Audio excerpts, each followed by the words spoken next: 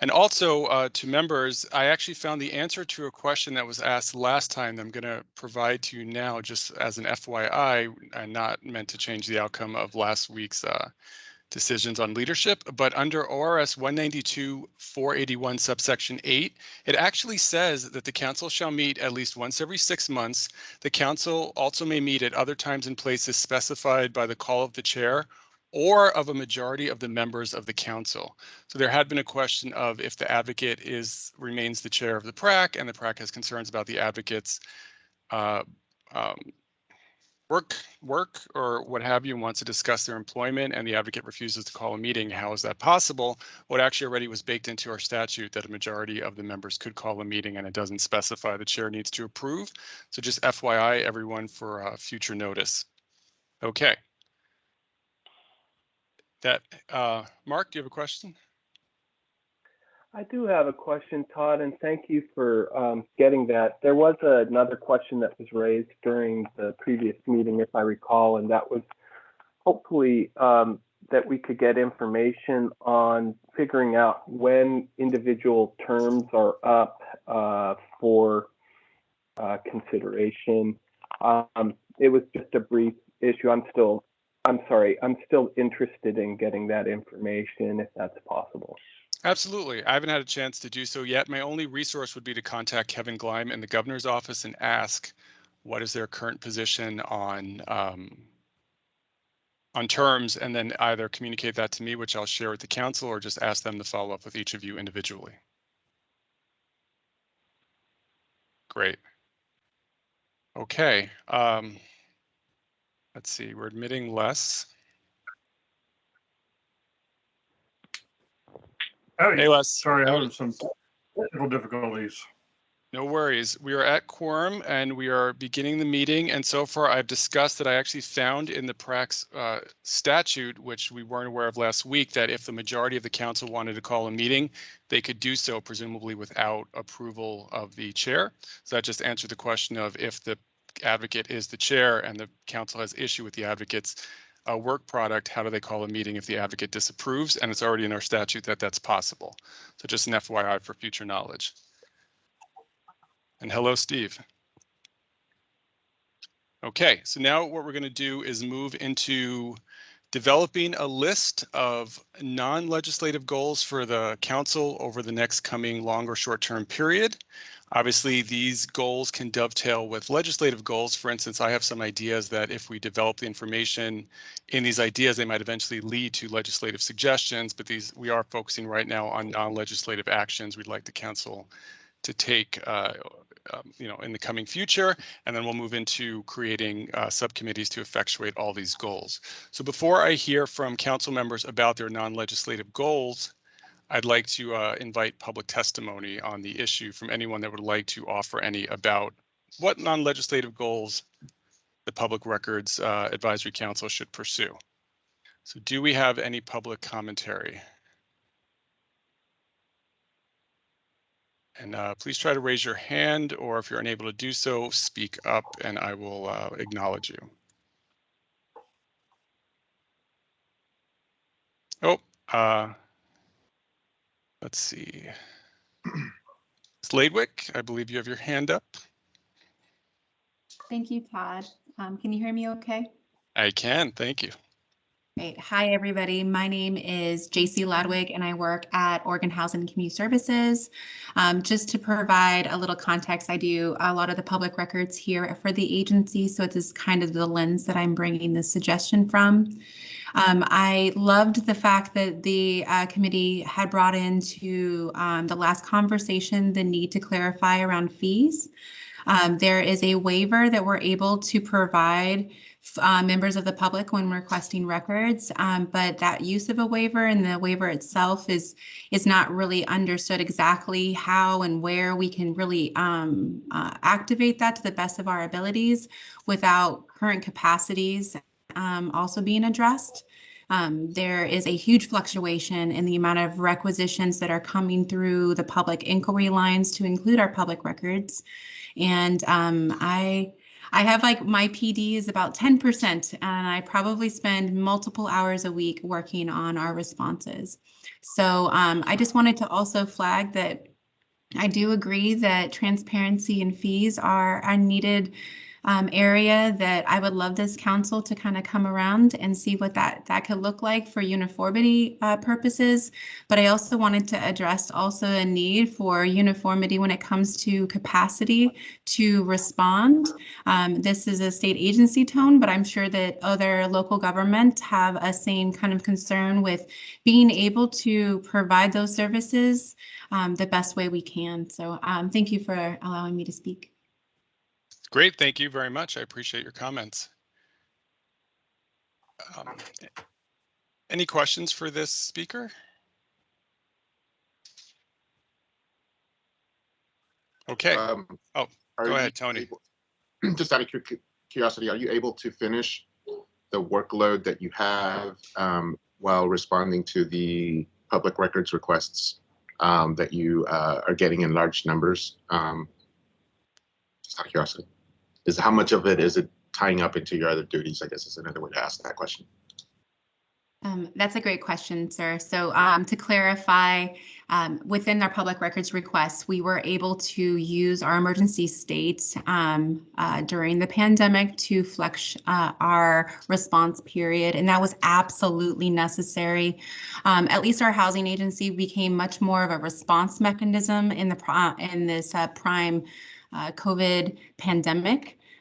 Much of our services were absolutely devoted to getting these services to Oregonians in need and to have housing stability placed at the foremost of all of our workloads. That being said, I can tell you that we have already doubled the amount of requisitions, public records that we have requests that we've received as an agency. So I do appreciate a lot of the grace and understanding that constant communication with the public, they tend to be very understanding that we are in fact working on it. But because of current workloads and because of response needed times and to make sure that things are moving process, we're very grateful that the legislator has given us a growth opportunity with our staff capacity, but we also need to now fill those empty vacancies that we've all kind of been double and tripling up on task duties. So I'm grateful for overtime, but it's been a challenge for sure. Thank you. Thank you for that response. Thank you. Okay. Layla, I think you have your hand up. Yeah, thanks for hearing from me. Just to kind of add, so I'm the Records Information Governance Officer for the Oregon Department of Environmental Quality. So also coming from a state agency perspective, and really appreciated the discussion in the last meeting around transparency by design. And it's something that we've been thinking about a lot at DEQ. I've been part of the open data standard initiatives, and we've also undertaken a number of projects over the last few years to scan a bunch of our paper records and make them publicly available. Our on-site septic records, for instance, we scanned all of those and reduced our number of records requests by about 100 per month from that one project alone. So we're really excited for more of those. We still have a ton of paper though, and it's the expense of being able to take on those scanning projects is significant. So I'd really love to see if there's possibility to get more resources as well to make those projects doable, because I think there's a lot of value there. Great, thank you. Any questions for the speaker? Steve, I see you had your hand up. I just wanted to say I really appreciate those comments, Leila. And I recall from 2 years ago, I think it was, when we did the survey of agencies on public records response times and fee waivers and things like that. The DEQ was a standout in terms of the frequency with which you grant fee waivers, and even given the very large volume of requests that you're receiving, and the fact that you're getting ahead of it right now with trying to, anticipate ahead of time what could, facilitate this, I think is fantastic. So, great. Really glad to hear about it. Absolutely. Hey, Todd, could I? Thanks, Steve. Go ahead, Mark. Could I ask Leela a quick question? Please.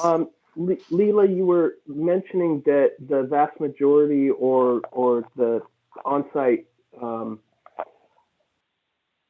you had photocopied or scanned or whatever it was, the on-site data for septic systems.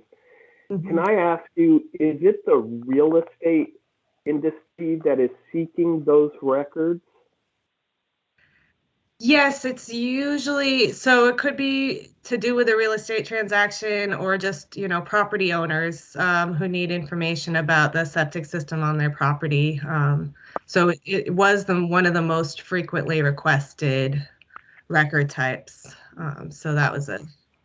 And to be clear, we only manage 9 counties out of the state for the on-site septic program. The rest are managed by the counties. Thank you for that clarification, Leela. That's an important one. Appreciate it. Mm-hmm. Nevertheless, Leela, sorry, I'm going to ask you a question too. Correct me if I'm wrong, but didn't DEQ seek outside funding through a grant in order to make this work? I believe for that project, yes. We just completed a similar project for our underground storage tanks.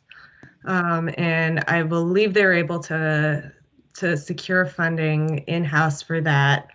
The program that we're really struggling with is our cleanup program, which, manages the big cleanup sites like the Superfund sites at Portland Harbor. Obviously get a lot of interest from the public, from the media on these sites. But because of the funding structure for that program, it's all has to be billed back to the responsible parties. So they're very tight. They don't have a lot of excess money for projects of this sort. So we're kind of struggling with figuring out how to get the resources, which for what would be, I think, a really high value, project for the public. Great. Okay. Thank you. Mark? I do have a comment, if I may, and I think it's something that we as a council need to discuss, and at some point in the future, and maybe this is something we need to write down, but it does seem to me that further state investment in executive agency ability to do this kind of work that Layla was describing, and forgive me, Layla, if I got your name incorrectly, but there are state agencies that receive regular and voluminous requests such as this, that I think the state and frankly, all of us would be better off if the state were to put money into this digitizing documents that will not only reduce the time and effort for staff, but oftentimes will result in eliminating the need for charging fees to produce those documents. And so I'm hopeful that we as a council can at some point in the future have a discussion, for example, with Adam Crawford at DAS to see whether or not we can convince DAS to go to the governor with a policy option package that would allow some of these state agencies to invest more in the type of work that Layla just described.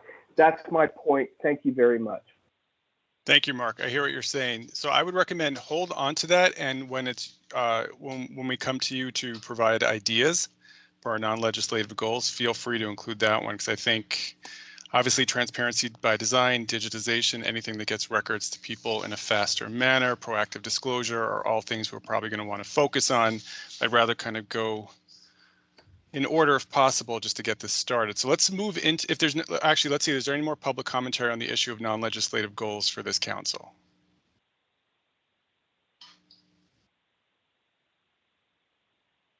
Okay, so hearing none, I'm going to move into the next part of our meeting where the council members we go through one by one and list our non-legislative goals and see if we could come to an agreement on that list to then form committees around.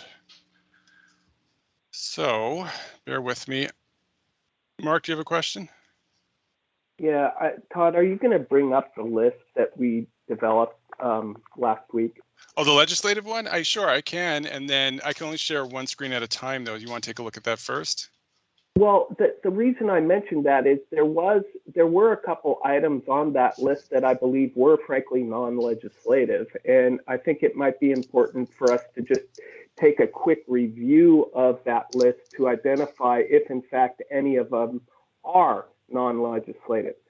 So for an example, during our last meeting, somebody raised the question, and it may have been Les actually, who raised the question of what are the 5 public records that seem to create the biggest problem in the state, meaning controversy, litigation, so on and so forth.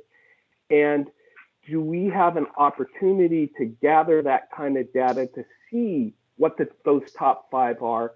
And can we delve into those more to see why, and is there a solution? It may not be a legislative solution. It may be providing guidance to state and local governments, what have you.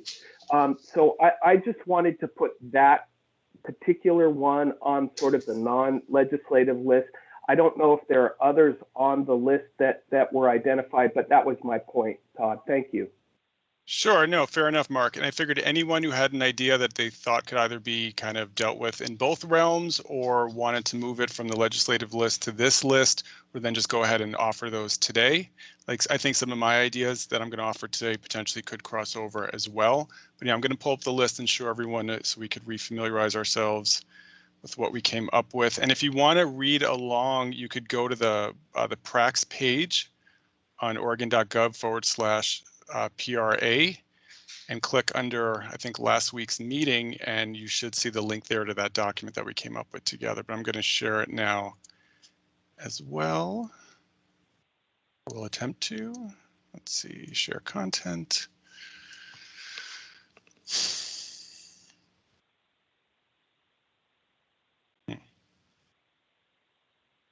Okay, it's not showing me what I pulled up, so one moment, please.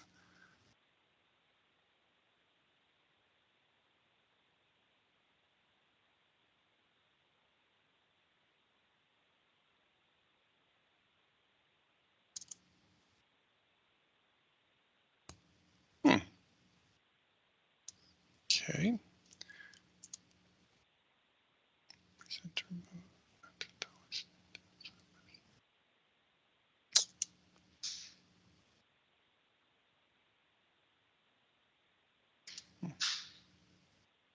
Sorry, everybody. I seem to be having some technical difficulties of my own.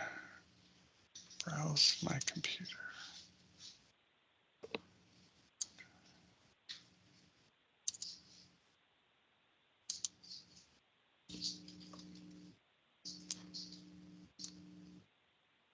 Okay, here we go. Okay, maybe not. Legislative. Try that again.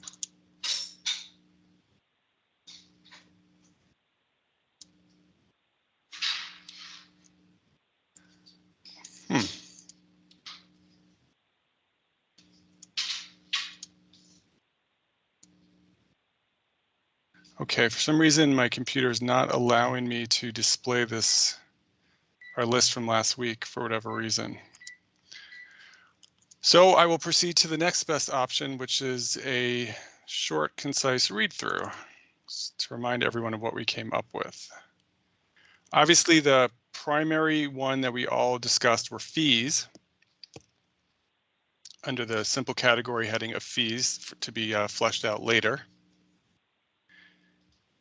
In addition, we had a recommendation for a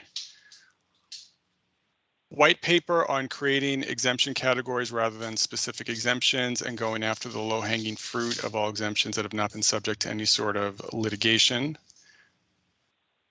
There's a suggestion of attorney-client information subject to release after 25 years. It should remain confidential indefinitely.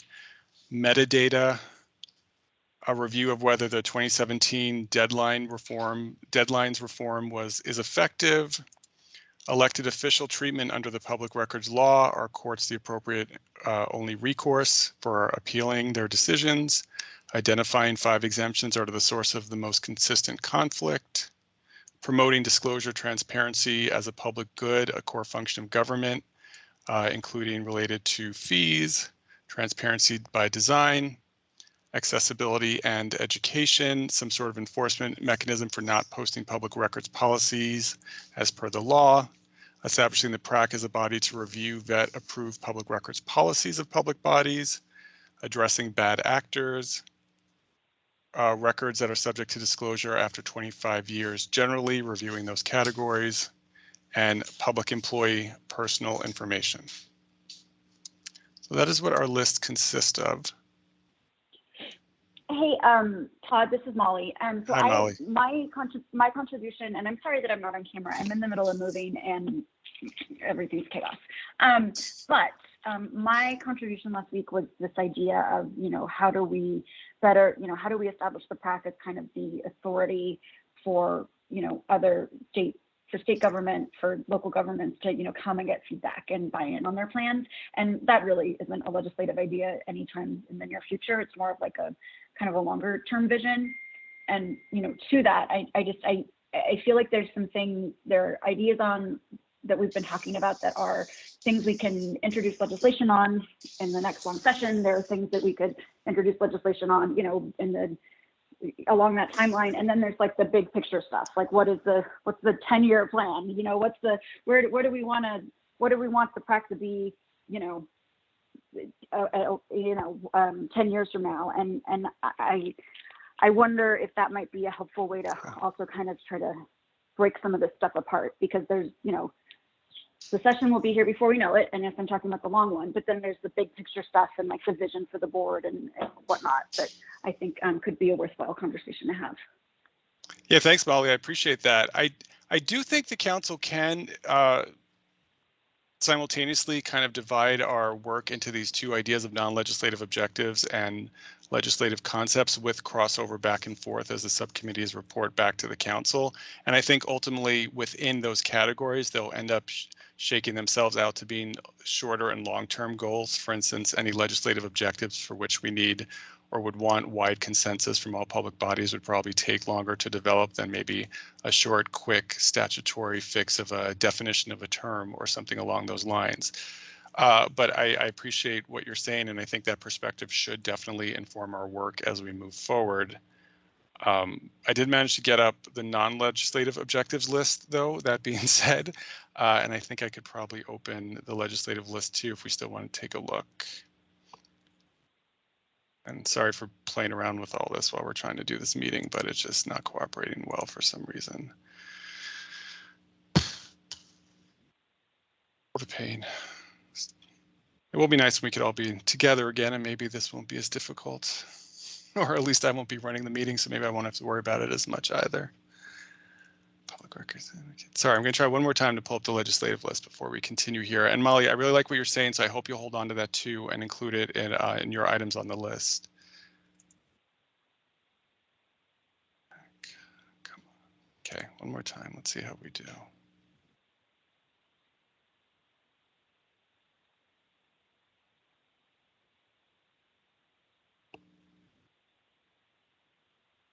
Okay, I think we're nearly there. Give it a go. Share. Jeez, Windows. Okay, here we go. Okay, so another review for everyone of what we came up with last week.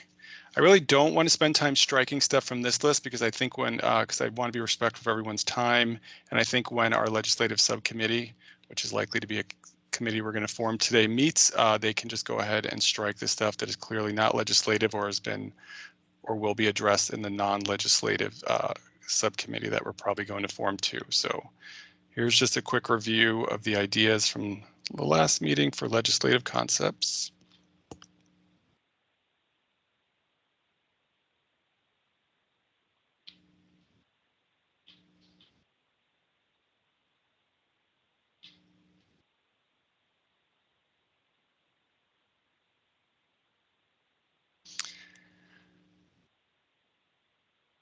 And if you're not too thoroughly annoyed, confused, or bored at this point, I will open the non-legislative goals list and we could start adding stuff to it to move forward.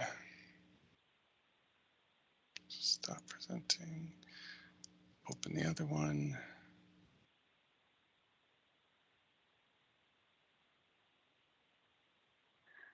So Todd, just to what I was Yes. saying, I mean, I think for my request for the non-legislative goals thing, it's just sort of like, what is the 10-year plan? You know, what is the strategic big picture plan?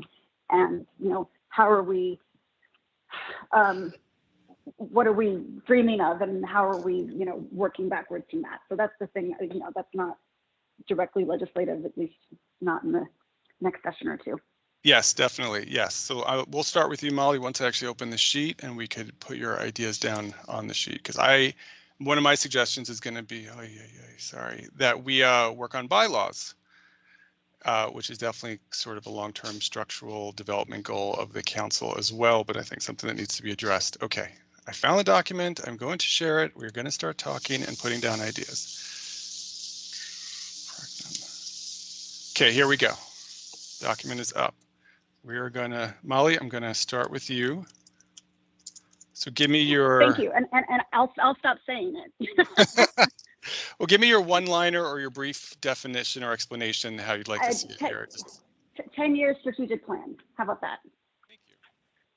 And as you previously discussed, you had another idea for the PRAC. And then the other idea is, you know, how do we provide guidance and feedback on plans that other entities are putting together. Can I say on public bodies, public records policies?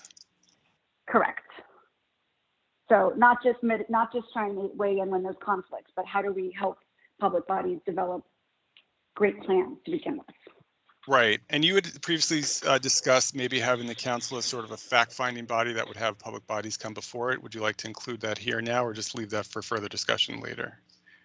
I think that, you know, that's for further discussion is one option. I brought up that there's a board that I'm a part of called the Sustainability Board that approves state agency sustainability plans for all DAS agencies, and you know there could be, you know, maybe there's a path to doing something like that. That's, you know, for more than just state government, but where that gives the PRAC kind of more teeth almost to say like, yes, this is a good public records policy. No, this is not a good public records policy. You know, here's where you need to make improvements, that sort of thing. Okay, great. No, and you've definitely inspired me. So you'll see my ideas. Some of them are actually born out of or evolved after listening to you. So hopefully you'll like them. Okay, who's going to go next? I'll save mine for last this time since I went first last time. I can't see you, so just you could go ahead and speak up. I can go. Mine will be pretty short. Okay. The first one is, and maybe this is already in the works, but to do another state and local agency survey to update and expand on the last one. So should we say state local agency survey regarding public records practices? Yes. Okay, thank you. Even if we repeated what we did before, that would be useful, but I think probably room to add some more questions. I don't know whether that's, I mean, that maybe that's part of your work. I don't know whether that's a council activity. And I guess the other thing I was just thinking of kind of on the fly, or based on what Molly was saying, is I have thought like it would be good to be able to kind of bring in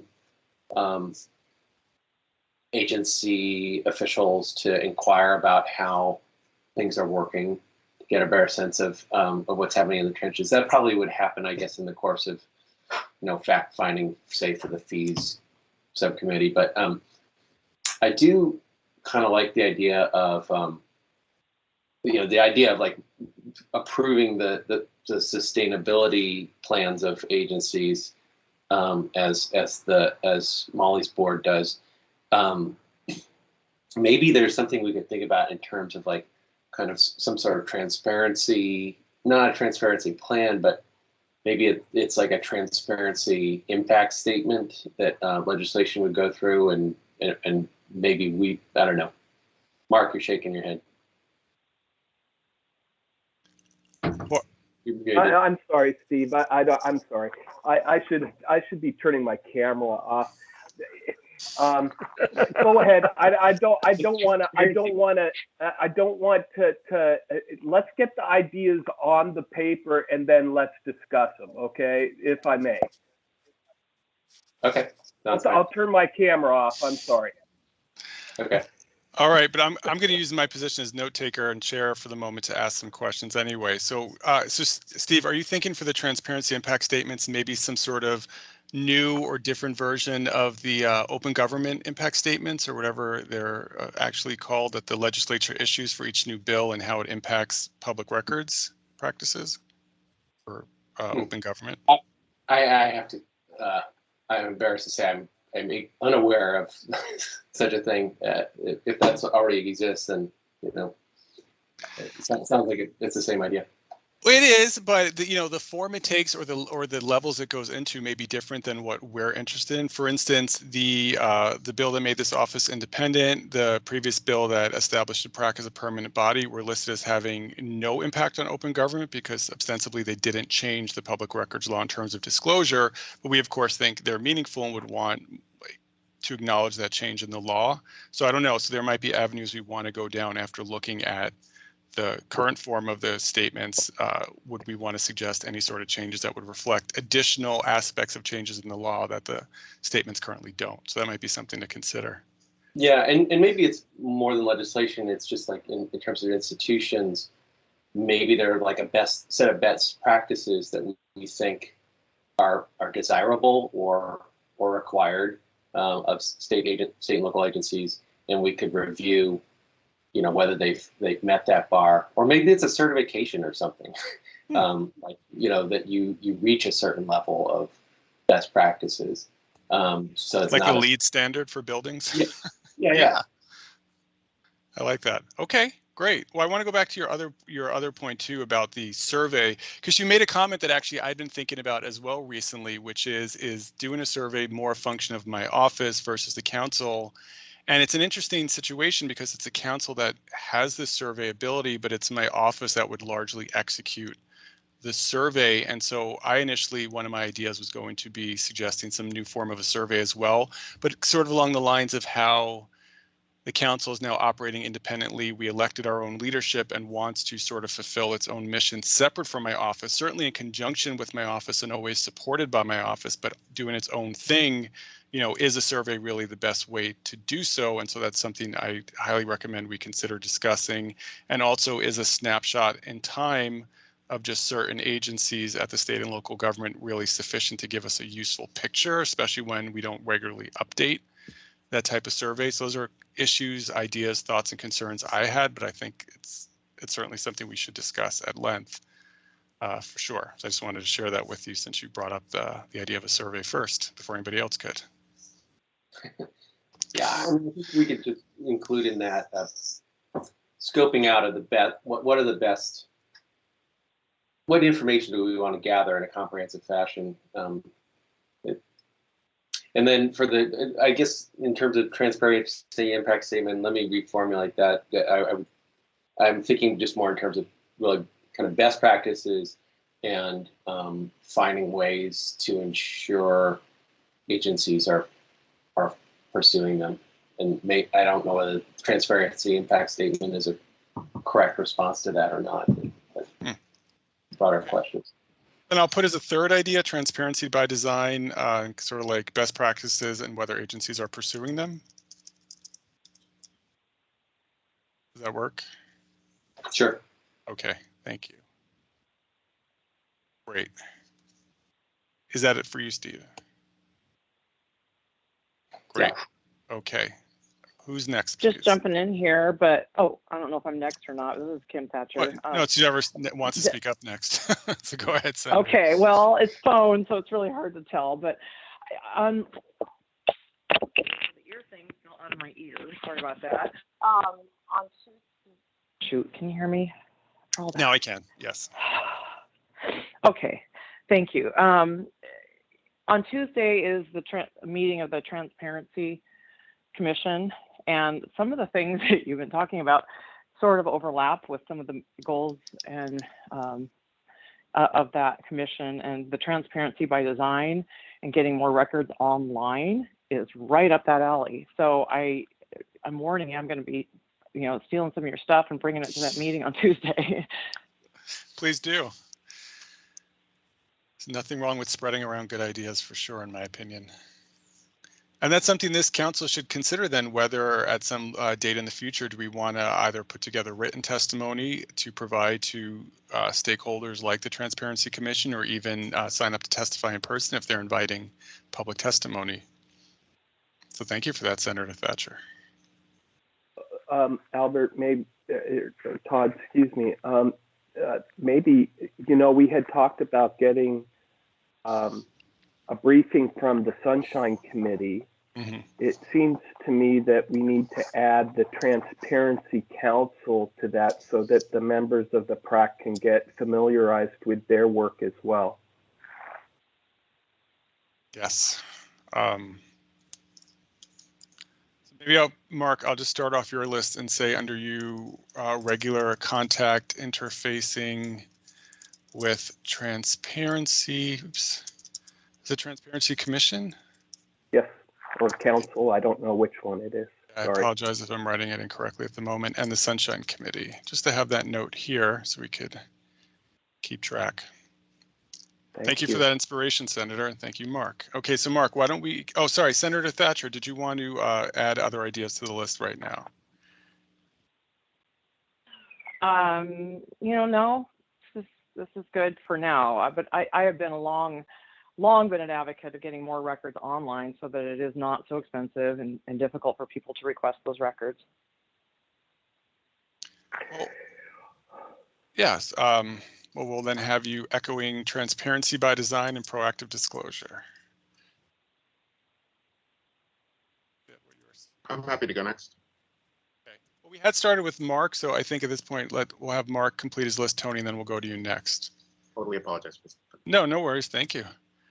Mark, go ahead, please.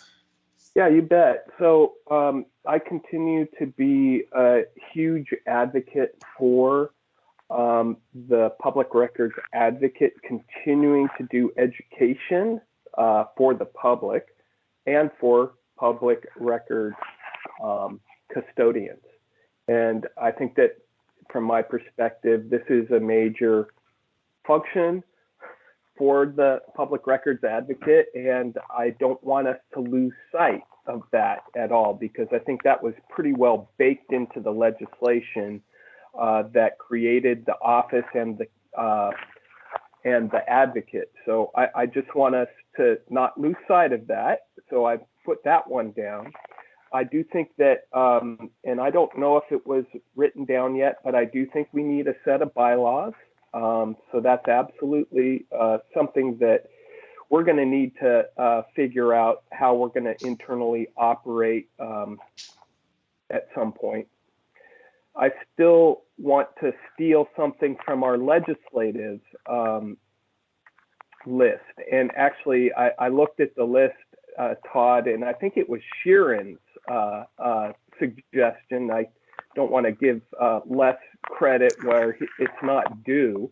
So I think Sheeran was the one who came up with the top 5 public records that seem to spawn the most amount of controversy, litigation, or appealing to district attorneys. I think that that's worthy of us taking a look at. And I'm just curious if we can gather the appropriate data to show which ones those are.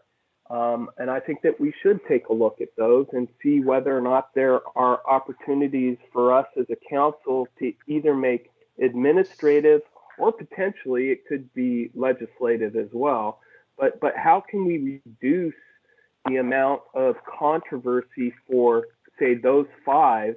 That makes a real difference, believe it or not, and I think that that's a worthy pursuit. So I'll leave it at that for now, Todd. Thank you.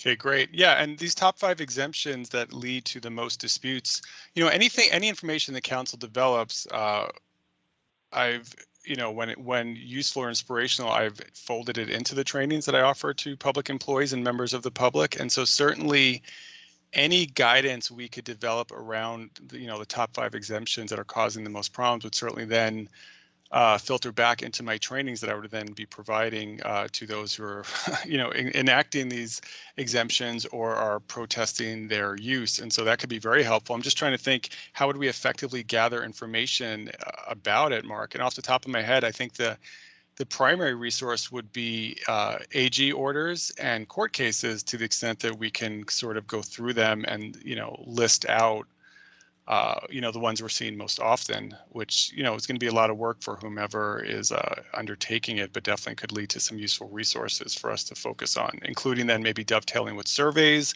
of bigger agencies or the ones that we see most often reoccurring in those orders and court cases, using those exemptions or something like that. Well, This is Sharon. Oh, sorry, Sharon. Sorry. Hi, Sharon. That was, I didn't want to take credit. That was not my idea. I think it's a worthwhile idea, but it was not mine. Thanks.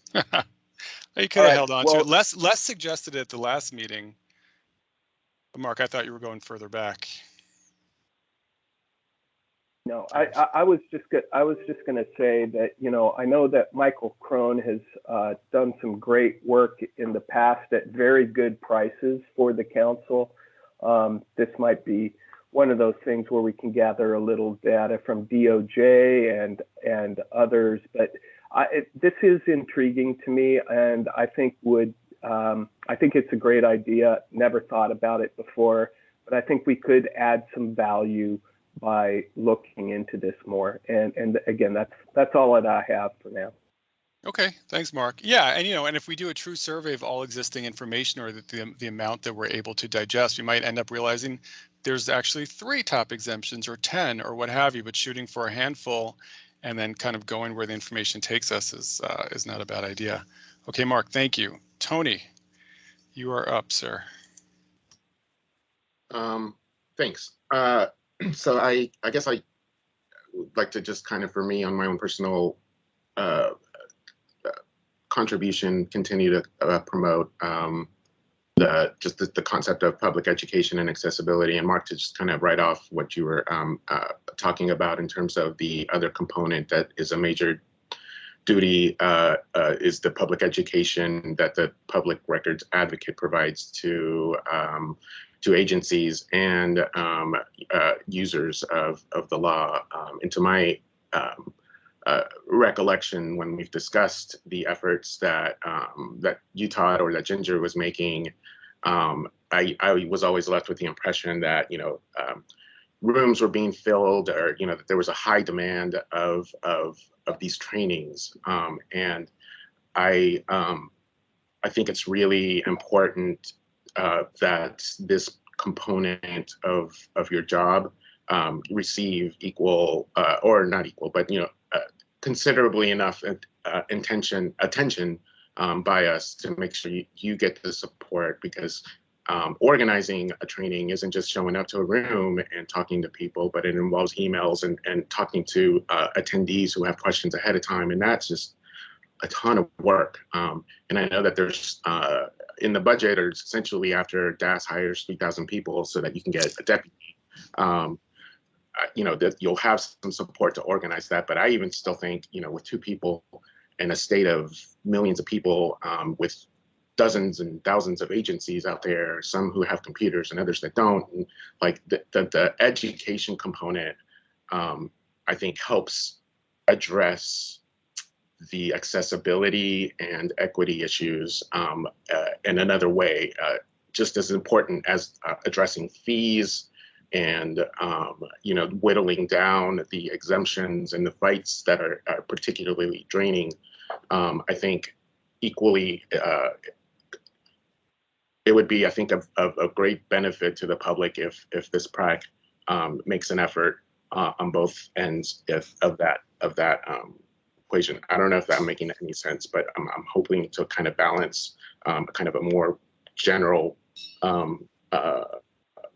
public-facing effort by the PRAC and the public records advocate to say, hey, we're here to educate you. And that, I think, in my opinion, involves like a serious communications effort that Todd and the deputy might not be able to just do on their own.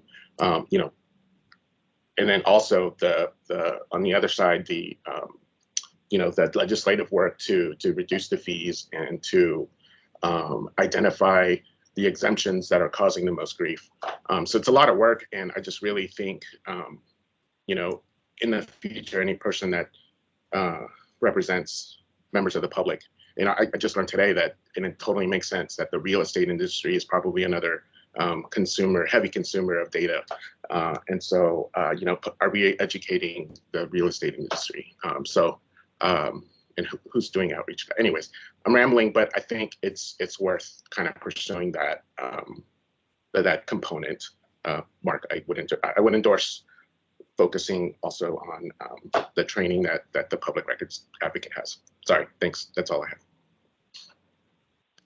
Well, thanks, Tony. Yes, any knowledge, guidance, or assistance the council can ever offer to my office is more than welcome and appreciated. And you're right, Tony, even with 2 people, at times it was difficult to manage all of the trainings that were being asked of us, although we generally did a pretty good job of effectively dividing up the work. Certainly since the onset of COVID, there's been a downturn in requests for these sort of large trainings, especially because I think there's a recognition amongst a lot of people that doing it online is just not the same as doing it in person, not least of which because I just can't do a 90-minute interactive PowerPoint presentation, you know, over Zoom. It doesn't land the same way as it does in person. But you know, the trainings continue, and in fact, I have some coming up, and I was just contacted today by a coalition of several local 911 agencies that are asking for us to do a joint online training, which we'll be planning for the near future. But yeah, as COVID continues to be part of our lives and a lot of time and resources is focused on things other than public records, I think that's going to inform how and when I provide trainings and to whom and what I'm talking to them about. And I think it'll kind of change up what people are asking me about. And one thing I've tried to do as the trainings have decreased, but the individual requests for assistance have gone up, is to sort of fold in some larger discussions about best practices around the questions that I am being asked. And as I've mentioned previously, I now regularly help draft or review state and local public bodies' public records policies, because I'm getting the word out more and more that those policies are not only required by law, but pretty useful to help agencies guide their own work and interact with the public. And so I think the word is getting out there, and more, excuse me, are contacting me about working on those. So it's interesting to see how things have evolved. There's been a definite sort of shift in my work practice that has reduced it in other areas, but allowed me to then sort of take those goals and that information and apply it elsewhere. And moving into the future, like I said, you know, the council exists because you are a deep bench of bipartisan public records experts. So I can never go wrong by going to you for help and assistance in figuring out what these trainings look like. And I really appreciate your interest and support, and the interest and support that's been expressed by everybody else here on the council. It's going to be really useful. And certainly as I bring a deputy on board and help train them, hearing what the council thinks about this work will be useful for their perspective as well. So thank you very much. And having said that, do you have additional ideas you'd like to add to the list right now? No, I just, the key thing is just public education and accessibility, and I'm sure that can be fleshed out in future discussions. So. Okay, great. Thank you. Okay, anybody else? Just a real quick thing. This is Kim Thatcher again. I'm thinking, well, okay, so one of the things that Oregon Transparency website does is it links to a lot of agencies, because that was the cheapest way to do it when we set it up in 2009. I don't know if the Public Records Advocacy Commission has, or council has that communication or that link or that information sent, but it seems like that would be a really good thing and a perfect place to put it, because when people are looking at transparency, they probably want to know about public records as well, and to have that link there to, you know, the council's website and information might be very helpful. So you're saying make sure that the PRAC and my office's information is on the Oregon Transparency website? Or at least that there's a link so that it can be referred to on the transparency website, public records information, or however they name it, and then it can come to your office. Okay, thank you. Yeah, so I have the transparency website link under resources on the advocates website, but I hear what you're saying, that it should be the other way around as well. And it very well may be, but I haven't looked at it in a while, so I'm not sure. So that's something for us to take a look at. Exactly, thanks. Okay, thank you. Okay, any other members that would like to offer suggestions for our non-legislative goals? This is Sharon. Can you hear me? All right, Les, I think Sharon's going to go first. Thanks. Go ahead. Yeah, go ahead. I don't think this is a standalone committee, but I echo the public comment that we heard today. I agree that there has to be some significant discussion and consideration regarding allocating adequate resources to public employers subject to the public records law, given the burden of compliance falls on public employees who often have considerable workloads aside from responding to public records law requests. And so I don't know if this is part of the fees discussion or transparency by design, maybe both. And I think it could be informed by the survey, which I think was suggested. So I think I'm echoing what people have already said, but I do want to second that really needs to be part of the conversation. Thank you, Sharon. Yeah, no, I think you're highlighting sort of a core elemental issue that would encompass a lot of these other issues and probably sort of be like a guiding ideal that we keep in mind while looking at some of these more nitty-gritty notions about how do we actually effectuate change in the public records law, including ensuring that public bodies have the right resources for fulfilling requests. So I think that's an important, essentially almost like a theme to keep in mind. So thank you. Anything else you'd like to add to the list right now? No, that's all I have. Thank you. Thank you. Okay, Les. Yes, and I support virtually everything. The education piece is really important. I would, and maybe Rob, I see Rob's on the call, maybe he can answer this, but as part of the issue of reducing confusion and friction is whether we can provide model public records policies for local agencies. In other words, instead of saying, well, here's what you ought to consider generally, I mean, can we literally give them a template to save them a tremendous amount of work, both on overall policies, on exemptions, on fees. I think agencies, my guess is they would probably find that useful. Now, maybe AOC and LOC already do that, and we could refine that. The other thing, back to the top 5 exemptions, another aspect of that is to provide education / advice on how to avoid getting into disputes over this. In other words, I find in my experience, a lot of disputes on both sides over a misunderstanding of A, the law, or B, of the other party's intentions and interests.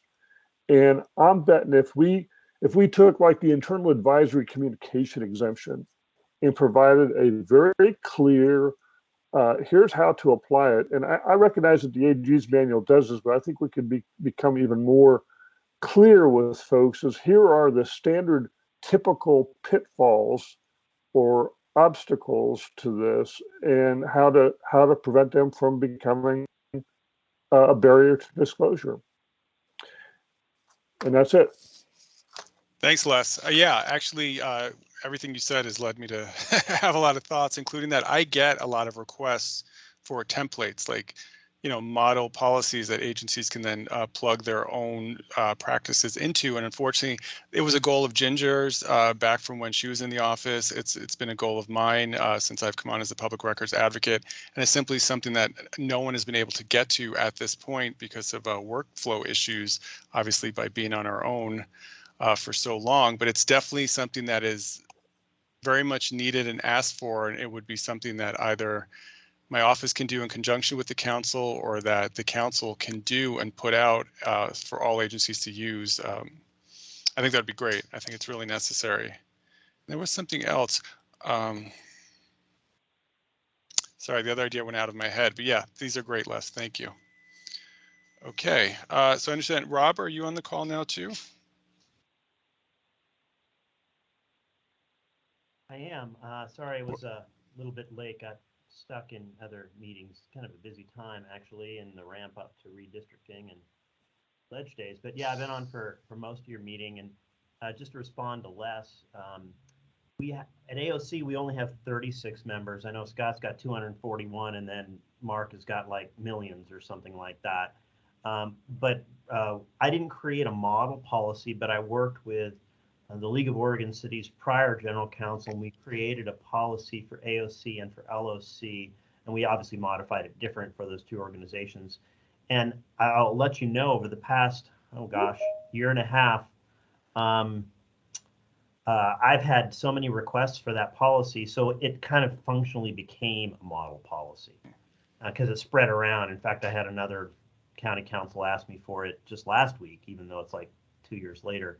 So it's become a model policy, but I baked everything into it. We got a retention schedule, we got the fees, we got everything in there. It's like 30 some pages long, and I just had our board update it with the new statute numbers, which all changed just this Monday. So that's kind of what we've been doing at counties, but there's only 36 of us, so I would almost defer to Scott and Mark, because I think they've got kind of almost bigger challenges with model policies because they got so many members.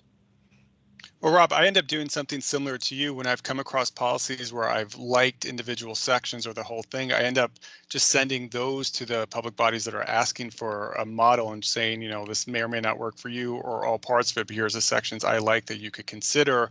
Or even when I'm reviewing or revising policies, I'll sometimes look back on other public bodies policies that I've seen in the past where I thought they have useful and helpful sections, and figure out how to incorporate it for that individual public body's need, because we don't have any templates out there as far as I know either. Well, I'll just, if you'd like, it's kind of funny and ironic because literally on my screen right here, I'm making a PDF of our newest updated version. Do you want me to just forward it to you and you can have mine too? You want yes, it in please. Word or PDF, or what would you like? I'll take both. Okay, I'll send it to you for what they're worth here before the meeting's over. Okay, great. Thank you. And I'm sorry I didn't know you've been on the call, but thank you for being here. And would you like to share your non-legislative goals now to add to the list as well? I think you've already talked about all of the ones that I was thinking of, but I don't have anything to add to what you've already talked to. I've been here for most of that conversation, so. Okay, great. Thank you. Okay, remaining members on the call. We might have heard from everyone. Oh, well, let me just say, if we haven't heard from you yet and you'd like to add to the list, please let us know. Go ahead. Looks like Scott Winkle's one. Yeah, thanks, Les. Yeah, and I see we have Emily too. Hi, Emily. Emily. Okay, go ahead. A couple things. One, I would like to make it a practice at the regularly scheduled meetings that the PRAC receive sort of a report from the advocate on the nature of the public requests, if there's a theme, if a number of trainings and that sort of thing is great, but I also want to know what is it that people are calling your office about, and I guess that gets into the issues that are the top contentions. But I just want to have that into, and maybe that's part of the bylaws as well, is that we regularly receive an update of what's happening out there in the field on these requests. The other thing, and even if this is kept in a different location or another agency, I would like to see us collect as many DA orders on public records requests. It's not just that, and part of it is, we want to know what's causing the most problems, but I also want to know if we're getting DAs and attorneys giving different advice on the same topic, because that's going to tell me that that's where the law needs to be clarified. If we can't get agreement from the DA community, that ought to be that should be sending up a flare that there's something wrong, or that we need an additional investigation. So those are my non-legislative. Great, thank you. Okay, sorry. Okay, Emily, hi. I see Hi, you're no I longer was driving. Yeah, I'm so sorry for being so late. I was without service for most of the last hour. No worries. I'm glad you can be here now. So we are going over our non-legislative goals for the PRAC, and we got you. And would you like to add to the list? Yeah, I'm just trying to scan it at the same time. I appreciate what Scott just pointed out. It would be great to hear what kind of requests come into your office and the DA orders as well. And I think that those would be definitely one tool to understand, what is on people's minds and what are kind of pain points where the law might need to be addressed. You had done, and is this on the list already maybe? But you and Ginger did a survey of all the agencies 2 years ago. And can you remind us what the focus of that was? Asking asking public agencies what kind of requests came in and how quickly they responded, if I remember right.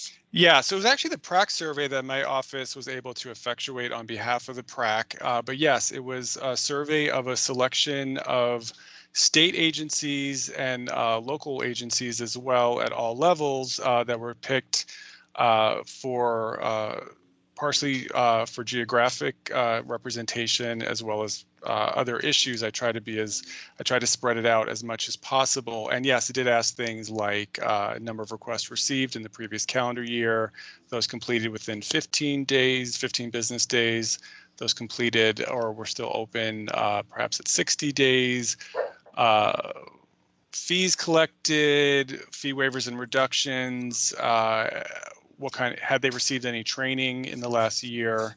I might be leaving out a question or two. Yeah, and Steve had brought up the option or the issue of possibly returning to another survey. So we do have it here on the list. Oh, great, because I just thought that was such a strong baseline that it would be, depending on the percentage of time of your time that would take up, or like as the office is staffed up, it would probably be a good thing to kind of continue to monitor, just so we can see how things change or if they don't over time. So that was the one thing I wanted to bring up. Okay. Everything else, there's a couple other things over here that I was thinking of that I see already on the list. So thanks for checking in. Great. No, thank you. Okay, so just looking at our list of who's here. I believe we've heard from all our members except for me. So I'm going to go ahead and put my ideas on the list as well. I'm open to any questions or discussion about them as well. So two of them actually relate to the PRAC operating as a fact-finding body by inviting public bodies to testify before it or provide information, including public records, all of which are, I believe, we're authorized to do under our current statute. And so the first fact-finding, I'll call it a commission, would be around agencies' responses to COVID-19, because as I've experienced just through requests for assistance, obviously a lot of agencies have been hammered by the COVID-19 response, and it's impacted their ability to respond to public records. And so sort of along the lines of what we're seeing elsewhere, I think it'd be helpful to find out, how did their systems hold up? Where were the pressure points? What could things like additional funding, staff, and computer systems have done to change the problem? What was leadership's perspective? And anything else that would just overall inform our idea of how agencies handle public records requests when dealing with everything else they deal with on a regular basis, but certainly when they're in crisis mode, where do public records sort of fall in their list of priorities? Is that in line with what the PRAC thinks, and what changes or advice or guidance can we suggest that might help agencies do their best if, God forbid, we're ever in a situation like this again? So that's one. The next is a fact-finding commission around fees. The idea that, the issue that we're all probably most concerned with, or at least have all talked about at one point or another. Perhaps we could start with using the survey from 2018, the state and local agencies that collected the most fees or had the most public records requests, just to get a better understanding of how they're charging fees and why, and whatever other themes that we think fit under that. The last two are bylaws that have already been discussed. I think we definitely need bylaws for the structure of the PRAC, including how it oversees my office and the position of the public records advocate now that it has that duty. I think it's very important that we sort of understand what that relationship is and how it works, as well as the positions of chair, vice chair, and perhaps secretary too. And then finally, I think the PRAC should explore ideas around best practices for data dashboards, kind of akin to what the Criminal Justice Commission currently does for its programs and grants, so that everyone can understand if an agency utilizes a data dashboard, sort of akin to the questions in our survey, people could see in real time rather than just an occasional snapshot of things like the types of requests agencies are receiving, fees charged, waivers, etc. And so that when you're going to interact with an agency, not only will you hopefully see their public-facing public records policy, including a fee schedule, but how well that's actually being executed, you know, up to the most recent data available. So as a requester, especially a frequent or savvy requester, you could perhaps understand what type of interaction is likely to ensue when you make requests of this agency based on the information they are providing, and it'll shine an ongoing spotlight on their practices that will hopefully help them do better and seek help when needed, and maybe even inform their budgets when going before the legislature for the next cycle. And I also agree with pretty much everything else everyone has said here as ideas that we should consider pursuing. I think this is a great list. So before I close it out, did I miss anything, misstate anything? Has anyone decided that they want to add anything to the list? Todd, I just had a question from one of your ideas, because I thought it was intriguing. This data dashboards, by that I take it you mean kind of the same type of information we collected in the 2018 survey, but more like in real time, like just sort of continuously saying, like in the past week we did this, as opposed to like, yeah. Okay. Yeah, but you know, of course, it's, if we recommend this for agencies to put into effect, it's then going to implicate sort of these larger overarching themes, sort of like what Sharon alluded to earlier. Well, if an agency is going to be required to do this, what does this mean for their funding, for their staffing, for their computer system? So my ideas, I focus on them because I feel like sometimes if you look at a very particular like section of the law, it could then sort of, by focusing on that minutia, it then blows up the bigger picture of like what are the institutional or structural problems that led to this smaller problem. But by breaking it into bite-sized chunks, it's easier to digest and figure out like more long-term solutions. So yeah, it would be more of a real-time report by public bodies about what they're doing. So yes.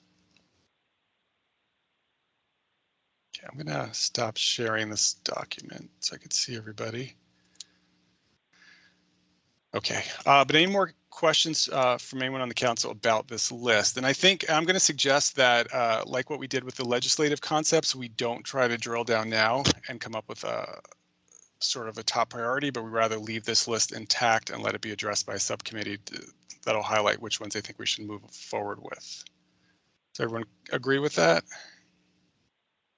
I'm not making it a motion, I'm just asking. I think generally so, yes. Okay. Great. Well then, great. So that agenda item is completed. I think we have a nice roadmap here for all of the PRAC's goals in the short and long term. So why don't we do this? Let's form our committees, figure out what that means, and then hand off this work to our committees who could then get started. And then we'll leave it to Mark and Emily moving forward as our new chair and vice chair to set up our subsequent meetings and figure out what we're going to do with this stuff. And my idea is start simple. We have our legislative committee, we have our non-legislative committee, and we have a bylaws committee. Presumably the bylaws committee is one that will exist long enough to complete its goals of creating bylaws approved by the PRAC, and likely will not need to continue. Whereas our legislative and non-legislative subcommittees will probably be long-standing, if not permanent. So thoughts, discussion, motions?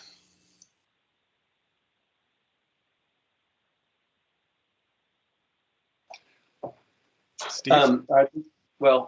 Is the idea with the legislative and non-legislative, you said those would be standing, or are they exist for the purpose of winnowing down a shorter agenda? All right, yeah, maybe I should explain a little better my idea. So what I think they should, what I envision them doing is, yes, winnowing it down to the items that they consider most important and most feasible to be accomplished within the near future, which realistically means the next long session or possibly after that, and maybe their continued existence is something that would be considered or decided upon by the PRAC after they bring their findings to the full council and the council decides how it wants to move forward. Because it's possible the council could make some decisions that they hand back to the subcommittee to develop further. Like, for instance, settling in on legislative goals and handing it back to the subcommittee members to then draft an initial version of a legislative concept that we'd want to consider. So establish committees with the notion of how long they might last, but not committing to that now is probably the best way to move forward. Okay, Scott? I was just raising my hand to volunteer for the bylaws committee. Oh, thank you. Well, let's establish the committees and then okay. We will not forget your volunteering, I swear. Okay. Yeah, no, please. Okay, well then, Tony, go ahead. Yeah, I guess it's more of a question for the group, and I'm thinking about the time that everyone has, and I think Steve, last week you mentioned creating 6 or 7 committees and how much time that might take on for the very everyone's time is valuable. So when we were last discussing committees, there was this and I had brought it up, I think, if I remember correctly, just this public education or support committee. I'm wondering if this is a topic that maybe can be discussed, if there's a need for it, or if it's just an item that we can discuss during the biannual meetings. Just an agenda item of these are the things that we should discuss in terms of public education and accessibility stuff. So I guess to make in other words, do we need a public education committee? And if not, maybe in the bylaws committee, we should include that component as a part of the agenda when we do our regular meetings. Tony, what about if it was just debated as an idea to pursue within the non-legislative goals committee? That if enough of the members thought it should be one of our top priorities, then it's a concept that's developed further. Because I hear you, I would love to tackle all of these either as part of the council or in my role as advocate. But the reality of the situation is none of us have that sort of time and bandwidth, and I don't want what could be the most important notions or things that we can pursue to be left by the wayside. I don't know. It's quite possible that out of the legislative committee, it'll emerge. Listen, we have time for fees. Fees is the most important, and that's the change we want now. And the council could agree, and then we have one legislative thing that we pursue, or maybe we end up pursuing a bill that has 4 sections on 4 totally different things. So I just don't want to. I don't want to overcommit us now, but I don't want to paint ourselves into a corner now either, because there's so many important ideas that we've put out there. So that's why I'm kind of open to the notion of maybe broader themed committees that then winnow it down for us. And obviously, I would hope that these committees have adequate representation from all sides that are represented here in our council. Thank you. Yeah, sure. Thank you. Les, I see your hands up. Well, are you looking for a motion, Todd? Well, I'd like committees. I don't want to close out any discussion before that, but I think we're probably at that point, unless anyone else has anything else they want to add about potential formation of committees. Because right now the notion is 3 committees or subcommittees, legislative, non-legislative, and bylaws, with no set termination in mind as of yet for any of them, to be decided later. Okay, so I'll move that the Public Records Advisory Council create 3 subcommittees: legislative committee, non-legislative committee, and a bylaw committee, to operate as necessary and as needed to tackle these assignments, and then leave it up Mark to each of the Landauer. subcommittees. Mark Landauer seconds that motion. Mark, you gotta let us finish, but I think he did, so thanks. Seconded. Okay. Oh no, I always shut up when Mark starts talking. So great. All in favor? Aye. Aye. Aye. Aye. Aye. All opposed? Great. The motion carries. Congratulations. We have 3 subcommittees and we have our guiding documents to get them started. So why don't we use our remaining time for everyone to valiantly step forward and volunteer for these committees now as well. And I'll get started. I'm happy to volunteer for 2 of the committees, and I'm willing to chair one of them unless we want to settle on chairs at another time once the committees meet and to decide amongst themselves. Are there 2 specific committees that you would like to be on, Todd, or are you just? I mean, I'm kind of thinking? interested in all of them, but I will. You know, I probably shouldn't be on the bylaws committee only because it might also impact on how you oversee my employment. So I will volunteer for the legislative and non-legislative committees, and I'm willing to chair either one unless we want to save that decision for later. But I don't want to chair both. I have one question, and I apologize. This probably was discussed when I wasn't able to join, but the legislative and non-legislative, some of the work that may end up in legislation may need, some non-legislative action ahead of time. Mm-hmm. So I'm just wondering what the vision is to handle that. I think that's something we could develop over time. For instance, do the subcommittees want to call a meeting to check in with each other or discuss ideas? I definitely think a lot of our non-legislative goals could ultimately become legislative concepts as well, going in the opposite direction. And I really don't have an answer for you, except maybe as the subcommittees report back to the full council, that'll lead to further discussion about what sort of cross-pollination needs to occur to effectuate whatever goals they come up with that the council adopts. I mean, that seems like probably the neatest way, because they're going to have to report back anyway and use that as a determinant for the next step in our work. If that makes sense. For the legislative committee. Wait, I'm sorry. Thanks. You broke up there, Emily? Oh, I'd like to volunteer. Oh, sorry. I'd like to volunteer for the legislative committee. Okay. I'm well, then happy you know to what? serve on one for sure, but that'd be my first choice. Okay. You know what? I'm going to make a very low-tech list, and I will collect names. So 1 second. Okay. So I have Todd for the ledge and non-ledge, and Emily, you just said non-ledge? No, my first choice would be to serve on the legislative committee. Sorry. Okay. Great. Okay. Who's next to volunteer? Scott, let's go back to you. Which one did you volunteer for? Bylaws, right? Yeah, I'm going to serve on bylaws. Okay. Great. Who's next? Steve, you have your hand up. I don't know if that was from before or not, but we're calling on you anyway. Sure. I'll volunteer to serve on ledge and non-ledge, and I would be willing to chair one of those. Great. Thank you. And this is Les. I'll go on non-ledge.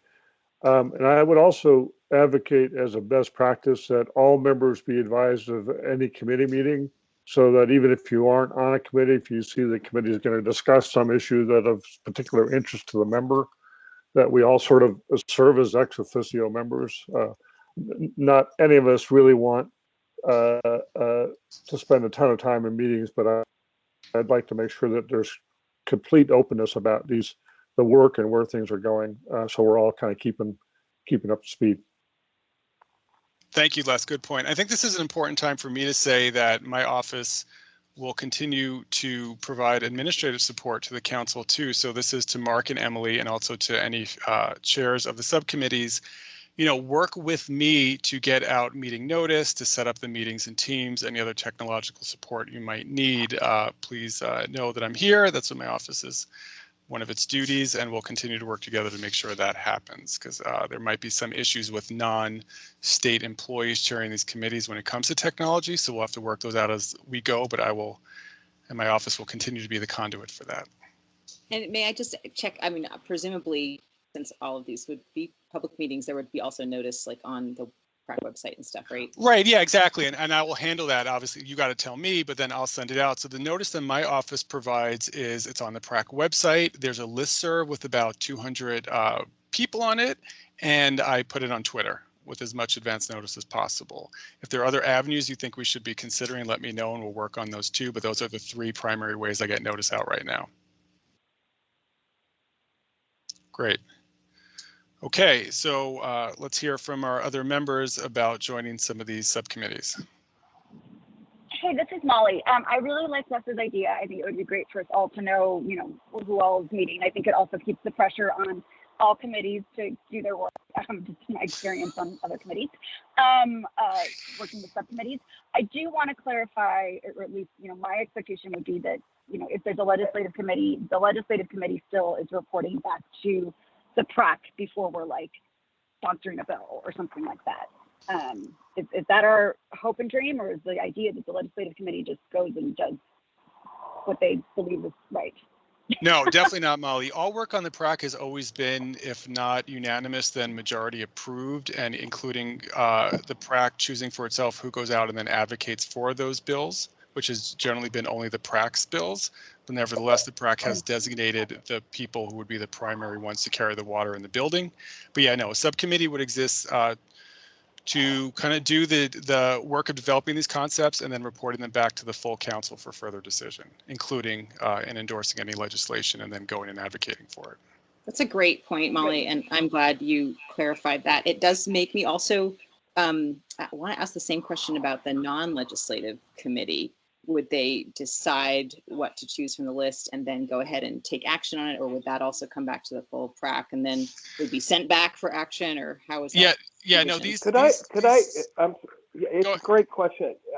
Folks, I think that this can be resolved by the bylaws. I mean, there's a very simple way that we can ensure that this occurs, and that is ensuring that at each meeting of the Public Records Advisory Committee, any subcommittees shall give a report during a regular meeting of the Public Records Advisory Council. That's, I think there's an easy way around this, and we don't need to discuss it terribly much more. No, Mark, that's exactly what I was going to say. Thank you. These are traditionally, that's how the council is operated, and once we put it in our bylaws, that's how it'll operate officially. Yeah, it's great to check in since there's no bylaws quite yet. But yeah, precisely. And right. And some of us haven't been here as long as others, for sure. So we don't all have the same experiences with how we've operated in the past as well. So this is great. This has been really helpful. Okay, Steve, your hand's up. Oh, sorry. Sorry, Molly. I was going to do my volunteering. Is that I will go wherever I'm needed. It seems like there is a lot of legislative experience on the PRAC, and I don't need to be on the legislative committee as long as it gets reported back. But I'm happy to happy to help with bylaws. I'm happy to help with non-legislative stuff. And then if for some reason there's a deficit on legislative, you can send me there. Okay, so for now I'm going to put you under bylaws because that would make you the second member, and I'll put you under non-legislative. Thank you. Thank you. Steve. Just a quick question. Do most state boards and commissions have bylaws? I'm not familiar. That I don't know. I'd have to defer to one of my more experienced colleagues. If anybody knows. Certainly when I was at DOJ and briefly or occasionally encountered these issues, they always did seem to have them. So that's at least probably the expectation. How many actually do, I cannot say. I can't speak for the state but for local governments, it would be, yeah, you would have just a set of, you would have bylaws just so you have a set of rules to conduct your meetings and your regular functions in an orderly way. So And they don't have to be whole treatises either. They could be general statements of understanding of how the PRAC wants to practice and comport itself. Right. And And bylaws. Legal authority, it's sort of our agreement amongst ourselves, how we're going to, because I mean, it's not, it doesn't have the power of regulation or statute. It's just us getting together, saying what we want to do. Essentially, but obviously it's still bound by the law. So if we did something that was contrary to the public meetings law, the public meetings law would win in any sort of dispute or consideration. So yeah, we can't say we'll go into executive session for everything every time and damn the public meetings law just because it's in our bylaws. But yeah, yes. Yeah, I mean, it'll be things like we're going to conduct our meetings based on the latest edition of Robert's Rules. Disputes would be resolved by designate subject to approval, designate the chair and vice chair as parliamentarians, that sort of thing. And then, but we'd also put in, a standard of practice so that we'll see. So non-ledge has an item that they want us to do. We would probably want to enshrine that in the bylaws so future PRACs understand how we do business or what the expectations are. Yeah. Okay, well, I currently have the non-legislative committee with 4 members, the legislative committee with 3 members, and the bylaws committee with 2. Tony. Yep. Yeah, I'd be happy to help with bylaws and non-ledge. Thank you. And non-ledge. What I'll do too is for the members that aren't present today, I'll send them the breakdown of our subcommittees and seek out which committees they would like to be on as well, and then I'll report back to the full PRAC. Jumping in here, Todd, this is Kim. I would be happy to serve on any or all or none, just depending on what you need. Okay, well, non-legislative has the most members at the moment, so bylaws and legislative could probably use additional members. Can I put you down for one or both? And do you feel like the legislative one? Well, I'll leave it to you. Can I put you down for one or both? One or both of those you mentioned, yes. Okay, thank you. For the moment, I'll put you down for both, but you can revise later. Great. Anybody else? This is Sharon. Hi, Sharon. I'll be on legislative. Thank you. This is Mark Landauer. I will be on legislative. Thank you, Mark.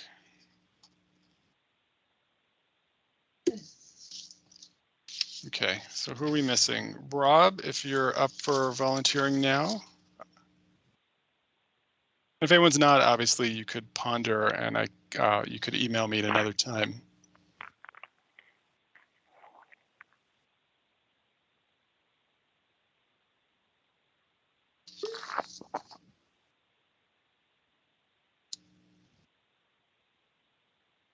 Okay. Not sure if someone's trying to talk.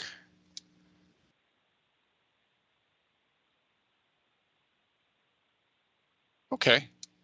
Well, I think we're off to a good start. I'm going to send out the list as we have them so far to all members. Ask those who aren't present or haven't chosen a subcommittee yet to let me know their choice, and I'll inform the full council once we have that. I'm recommending that we wait to the first meeting of. Well, okay, I was going to say I'm recommending we wait to the meeting of each first subcommittee for the subcommittee to choose its chair, but at the same time, we probably need a chair who could then call those meetings. But we don't have all our members present today. Todd, perhaps. Yes, Mark. Well, I'm just trying to think of timing here. I think you're pointing out a very important challenge, and that is without a chair leading these subcommittees, it's sort of a rudderless ship, if you will. And I think that it may be that Perhaps we give the council members a little time to digest all this. We're sort of drinking from a fire hose, I think, at the moment with all the stuff that's coming at us from the council. Perhaps what we ought to do is just simply ask the members to, well, I would hope that every member of the council will join at least one of the subcommittees. I think that that's a responsibility as a member of the council, but of course, that's my personal opinion. But secondly, I think that perhaps that gives time for people to think about it, hopefully choose which subcommittee they will be willing to join prior to our next regular meeting, at which time we can discuss chairs for those subcommittees. And finalize the list of subcommittee members as well. Thank you. That's precisely sort of what I was thinking. Great. I don't think we need a motion for that, but I think it's a great idea. I suppose then okay. So then Mark, I guess it'll be up to you and Emily to choose our next meeting date, get that information to me, we'll get that out, and then obviously have an agenda item for further or completion of subcommittee development. You read my mind, Todd. Before we conclude this meeting, and I'm not sure if we're done yet, but if we are close to that time, Todd, I would just like to add one item to the agenda, and that is a brief discussion on when we should conduct our next meeting. Hopefully have an opportunity for everybody to briefly look at their calendar and set that meeting today so that we can keep this horse trotting along down the trail, so to speak. Item added, and we will address it in a moment because I think Tony and Steve had thoughts to add as well to the current discussion of subcommittees. Tony? Yeah, I guess just I was wondering, so y'all elected secretary, and if we're dividing into subcommittees, will there minutes be needed at those? So I guess just for that consideration as well. I don't know if you guys had a chance to review the minutes I put together, but I was as the new secretary, along with like requiring a 30-question Robert Rules of Order test at the beginning of every meeting. Just kidding. But I would like to like make my hope was to in the next term try to research like the best minutes possible. Following along with I think what Emily was saying last week, as like we should be the best example and whatever. So with in presenting our work, and so I've always in my past reporting life I've looked at plenty of minutes, and some were good and some were like so I'm thinking about asking around just to see who, like, if anyone has. Especially if y'all, like, as either reporters or working in industry, like, have there ever been like some really great minutes that were easily digestible? The ones I submitted here was like a PDF document with a link, and then the full transcript that wasn't even really as much as I hesitate. I edited a little bit of the actual like speech of like stutters and ums and stuff, but like, is a 38-page document with hyperlinks too much for a public, body, or something shorter? So I'm sorry. I guess what I'm just trying to say is that that might be something else to consider when we go to the shorter subcommittees, is how to properly, is the tape just going to be fine, or will we need minutes for that as well? I'd be happy to put together a template for in my research of like what's the best type of minutes. Do I need to? I'd be happy to put together like a short template for committee chairs or something to use in the future. So just wanted to offer that. Yeah, Tony, thank you. I think that's something we should discuss either now or at the next meeting, what we want our minutes to look like, because I'm of two minds. I think we're in both my advocate's hat and a lawyer's hat. My advocate hat wants everyone to have as much access as possible and as many digestible forms as possible. But I'm also aware of the fact that, the public meetings law kind of sets a minimum standard, which we already exceed by providing both a video and a transcript. And I'd be concerned that for future secretaries who don't have sort of like your knowledge and experience and access to technology, that we're going to establish a standard that they then cannot meet. And even though we're already exceeding what the law requires, we've sort of established a precedent that people can rely on that ultimately they might be disappointed if we don't continue with. And so I think we need to find a comfortable middle ground.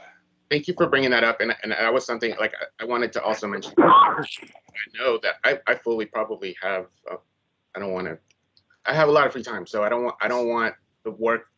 This is the public service that I'm choosing to do in my personal. So like, I want to do as best a job as I can. I don't want my work to like, I don't want the next person to feel like they have to do it, but I would like to do it in the way, legally possible, but within prideful too. I don't want a dry minutes that I've seen in my past. I'd like to put some fun into it if I can. So that's where I wanted to go, but I totally recognize I don't want people in the future to feel like they have to do the type of work.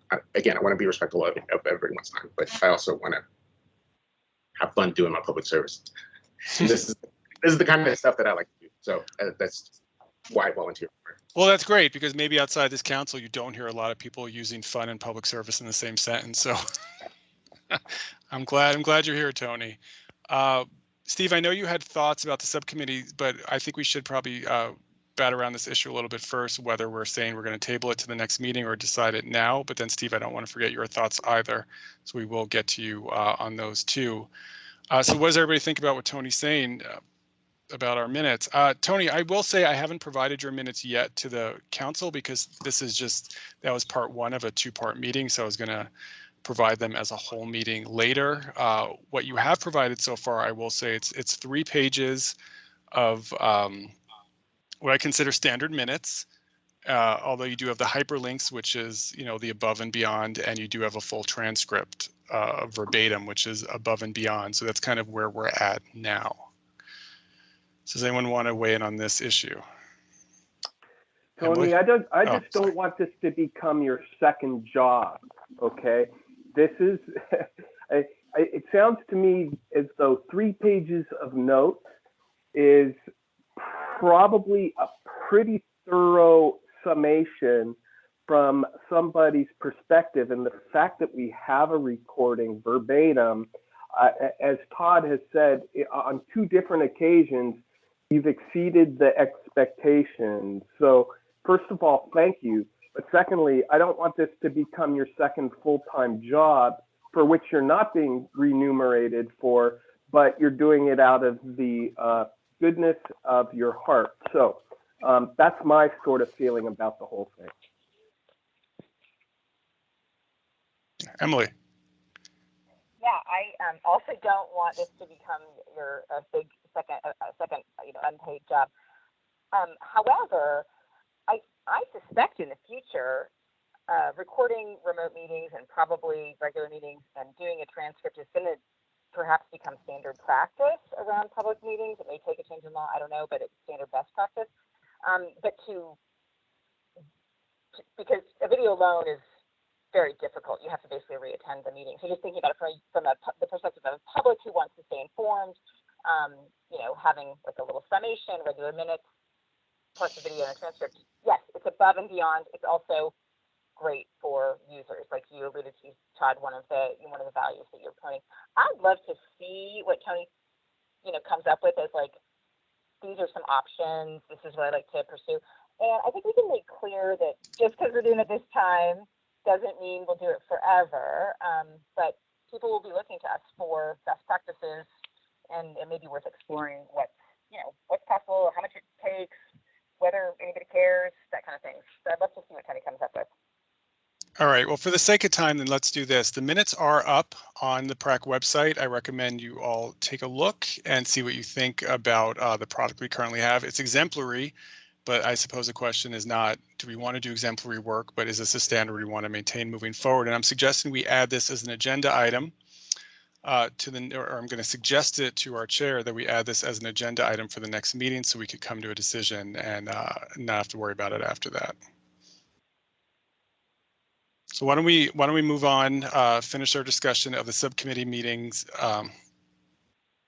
and go from there. So Steve, it's been a while, but you did have your hand up earlier. Is there anything you still want to share with us? Well, I just on the bylaws committee, I had a thought because we were talking about Robert's rules and things like that. I know that over the past 4 years, we've had very different dynamics in our meetings, like in terms of how kind of just decorum. You know, at the very beginning, it was very freewheeling and just kind of like a spontaneous discussion. And then once we had and Ginger in place, it was kind of a different tone.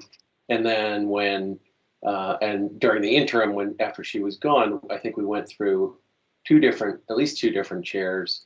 Three. And three. Okay, so each of them had sort of their own tone they set. I remember at one point under a particular chair, we were addressing him as Mr. Chair, and these are all kind of dependent on the personas involved. But I'm just wondering whether, first of all, I felt very comfortable in voicing my opinion in all of these settings. I'm not somebody who shrinks from raising my hand, but I can't say for sure whether everybody feels that way. And so I wonder whether it's worth including in the bylaws discussion some consideration of how we can promote inclusive discussions so that everybody feels that they are heard or can be heard, and so we get the fullness of everyone's opinions. Go ahead, Scott. So as soon as I volunteered, I started looking for if there's a template bylaws set that is designed specifically with a DEI lens, so that we ensure that we have that, and it's an equitable. We are structurally getting an equitable participation. I haven't found any yet, but if I do, but I think it's certainly something that is, I think it's cognizant. I'm very cognizant of, and I suspect our other volunteers share that view. Awesome, thank you, Scott. Yeah, great point, Steve. Thank you, Scott. We all bring our own personalities to these meetings, and regardless of what the law or our bylines say, we'll always kind of operate to our own nature. But yeah, it'd be nice to have a common understanding of what's at least expected of all of us, for sure. So it'd be great to incorporate those into the bylaws. Absolutely. Okay, well then I think we're at a good point now to go to our final newly adopted agenda item, which is figuring out a date for the next meeting before we conclude. Mark, do you want to lead the discussion on this? Do you have any ideas or dates to suggest? And then we could all look at our calendars. Yeah, well, Todd, I would like to actually ask you a question. I think we've been generally meeting on a quarterly basis, despite the fact that we're at least legally required to meet once every 6 months.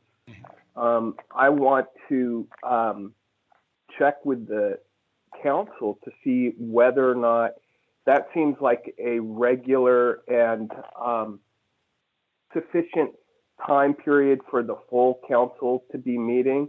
I feel that it probably is.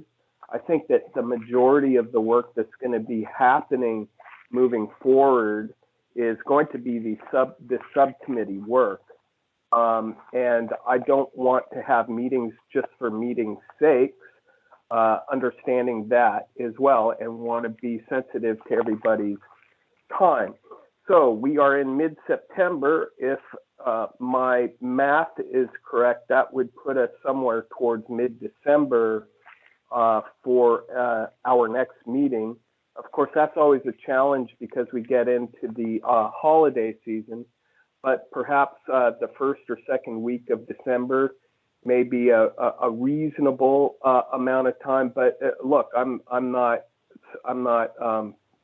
beholden to any particular time schedule. I want to do it when we think it's A, necessary, B, timely, and that we have a sufficient agenda, which I already think we have, frankly, to meet again.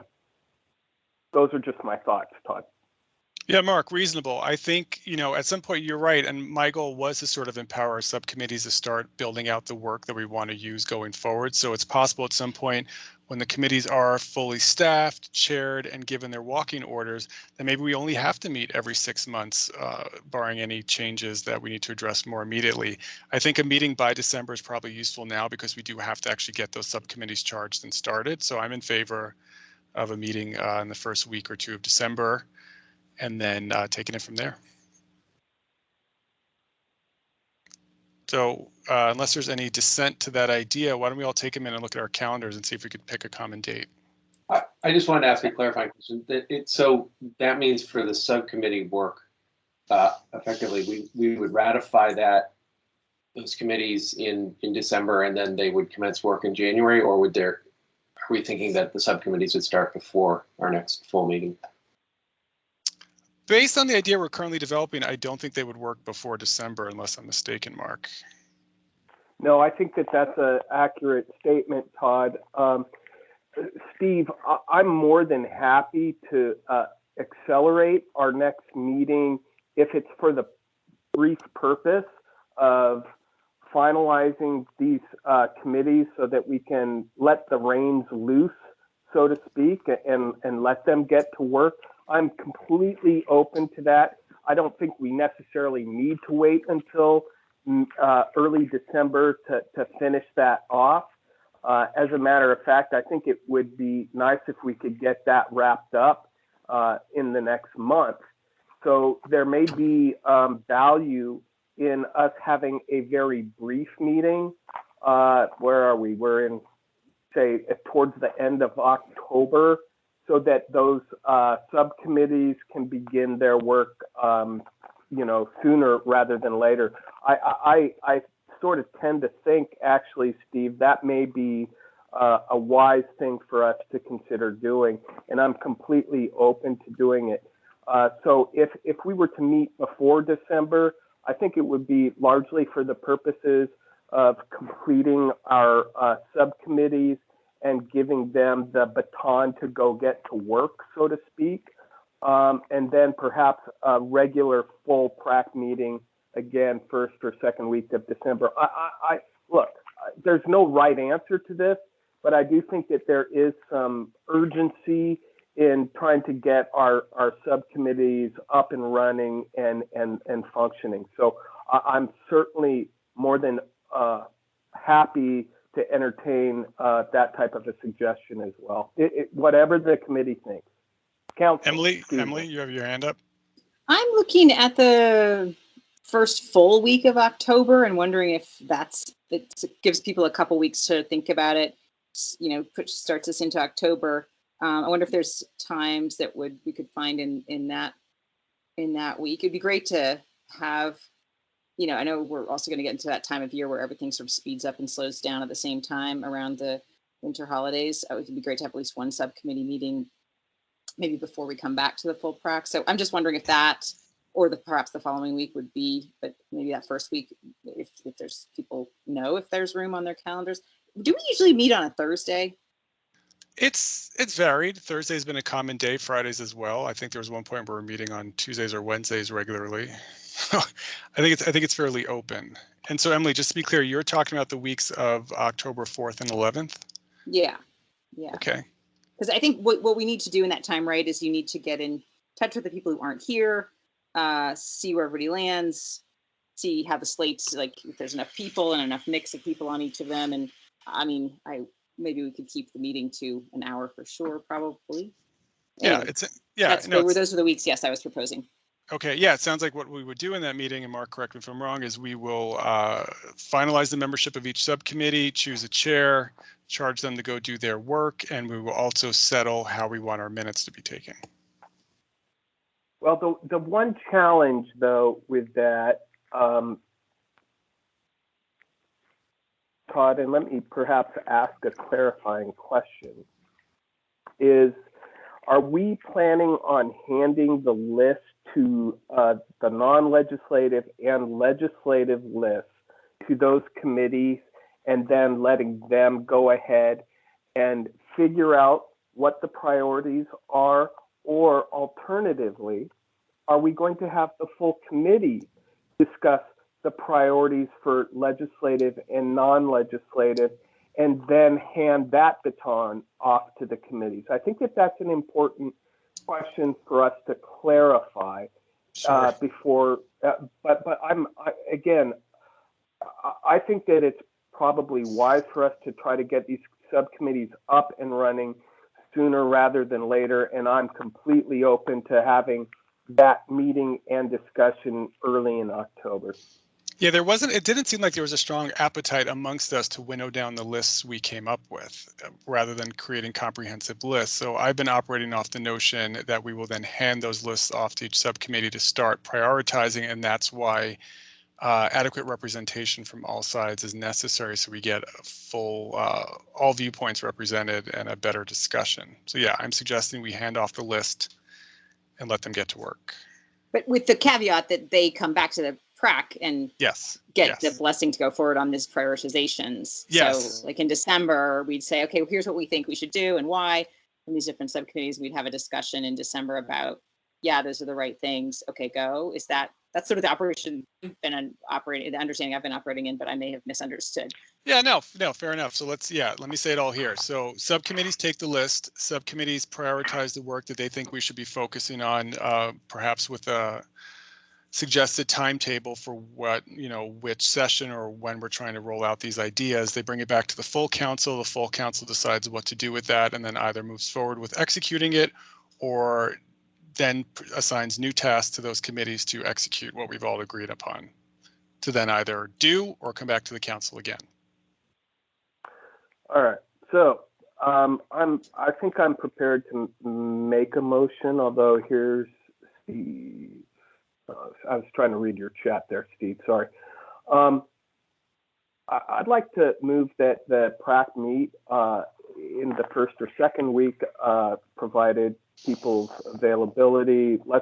I'll throw out a date, or do I even get to that? First or second week of October, for the purposes of the PRAC convening to finalize the subcommittee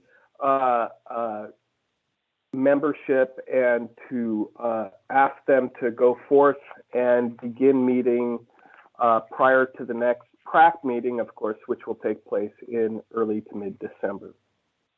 I'll second that. Okay, all in favor? Aye. Aye. Aye. All opposed? Great. I'm going to pick a date. Exactly, Todd. I think we need a date for October, and I think we need a date for December. Okay, Tuesday, October 12th. I'll say 2 to 4 p.m. Well, let's say 2 to 3 p.m. Can everybody make that who's present? Works for me. Works for me, Kim Thatcher. Okay. Works for me. Works for me, Todd. Mark, it doesn't work for me, Rob, but that's okay. I'm just one out. Does any time that day work for you? Sorry, Sharon. No, I'm going to be gone for 2 weeks in October. It's kind of my first vacation in about 2 or 3 years, so it just is what it is. Oh man, which are you here the other week, Rob? Remind me again, which one is that? How the about one before? Yeah. I'm here off and on the week of the 4th. But I'm gone pretty much from October 11th through the 24th. Well, if we said the 5th from 2 to 3 p.m., I'm still okay with that. Rob, it sounds like you would be, but Senator Thatcher, you're not. Okay. Yeah, and I wouldn't either. I got a CJAC meeting, so. Oh. Well, then maybe we stick with 10, 12, 2 to 3. I mean, that's the reality of these meetings, right? We're not all always going to be able to make them all. You're not going to get everybody. As nice as it would be. Well then, okay, so then for October 12th, 2 to 3 p.m., we have Senator Thatcher, Tony, myself, Mark, Rob, Sharon. No, Sharon, you said, Rob and Sharon, you said you can't. Yeah, I cannot on the 11th or the 12th. Okay, sorry. Do Steve? do we rule out Thursdays? No, I can make. Would it be easier to send out a doodle or something? Yeah, I was just starting to think that, Emily. Mark, if that makes sense to you, I could send out a doodle poll on behalf of the PRAC for all dates within those 2 weeks. Try to keep it somewhat limited. Well, it seems to me that we're at the point of herding flies, so doodle seems like a pretty good idea. I'm perfectly fine with that.